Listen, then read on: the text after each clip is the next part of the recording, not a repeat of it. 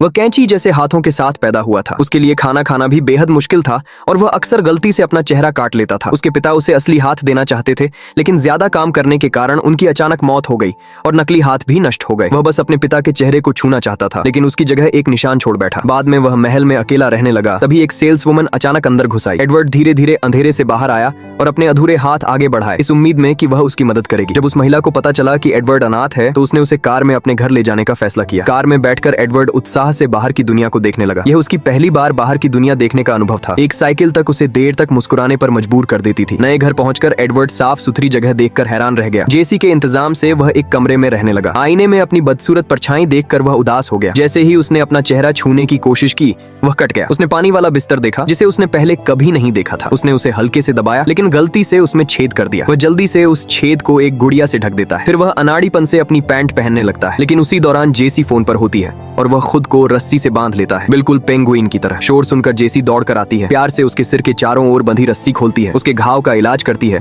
और उसे नए कपड़े पहनाने में मदद करती है। डिनर के समय एडवर्ड को एहसास होता है कि वह कांटा तक नहीं पकड़ सकता। वह अजीब ढंग से एक मटर पकड़ता है और जैसे ही वह उसे मुंह तक ले जाने वाला होता है, वह नीचे गिर जाती है। जेसी के हौसले से वह आखिरकार अपनी ब्रेड पर मक्खन लगाने में सफल हो जाता है। खाने के बाद एडवर्ड अगले दिन की खुशियों का इंतजार करता है। अगले दिन जब वे उसे बाहर ले जाने वाले होते हैं, तो जेसी का मेकअप बहुत खराब होता है और वह एडवर्ड को जोकर जैसा बना देती है। जब वह मेकअप लगाकर बाहर जाता है, तो वह एक पापा को पौधे काटते हुए देखता है और उसकी नकल करने लगता है। कुछ ही मिनटों में वह एक शानदार डायनासोर बना देता है। पापा उसे जीनियस समझते हैं। वह फिर से कैंची उठाता है और तुरंत जेसी के परिवार की आकृतियां काटना शुरू कर देता है। बाद में जब धूप में एडवर्ड अपनी कैंचियां साफ करता है, तो पिता नाराज हो जाते हैं और उससे मोटर ओनेल लाने को कहते हैं। वह नहीं चाहते थे कि उसके हाथों में जंग लगे। जेसी के बागवानी एक्सपर्ट होने की खबर दोस्तों तक पहुंच जाती है, तो वे जश्न मनाने के लिए एक पार्टी रखते हैं। मेहमान एक एक कर हाथ मिलाने के लिए आगे बढ़ते हैं, लेकिन जब एडवर्ड की बारी आती है, तो सब रुक जाते हैं। इसलिए उसे अपने कैंची वाले हाथों से ही बारबेक्यू करना पड़ता है। अचानक एक बुजुर्ग आदमी उसके पास आता है और कहता है, मैं भी दिव्यांग हूँ। युद्ध के दौरान मेरी कमर में चोट लगी थी, लेकिन इसने मुझे कुछ भी करने से नहीं रोका। दूसरों की सोच की परवाह मत करो। उस पल एडवर्ड पड़ोसियों द्वारा दिया गया खाना खाता है। ये पहली बार था